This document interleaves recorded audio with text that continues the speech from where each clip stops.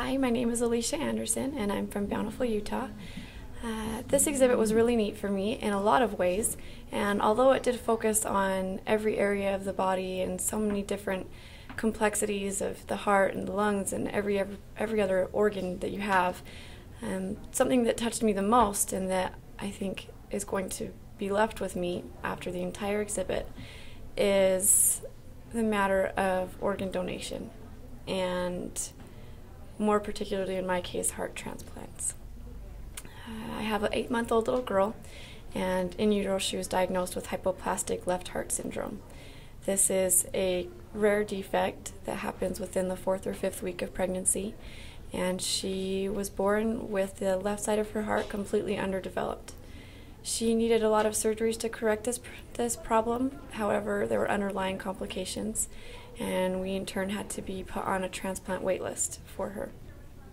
She waited on the heart transplant list for about 3.5 months, and not a day would go by when I didn't think about years ahead and not having my daughter, because I was pretty resigned to the fact I didn't think she was going to get a heart.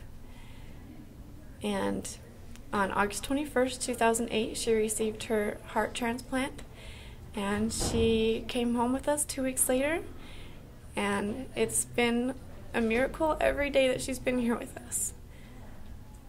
Seeing the letter on the wall in the exhibit from a girl who had received a heart was very touching for me. I am so thankful for the family that was able to make the sacrifice that they did. I don't understand how it's possible or how they were capable of making that sacrifice, but it was the most selfless thing they could have possibly done. And although their little child will not be able to live the life that I'm sure they would have dreamed for them, I have a little girl who will now be able to live hers instead, and she will be able to have a long and healthy life and be healthy and have all of the experiences that I always wanted her to and feared she would never be able to have.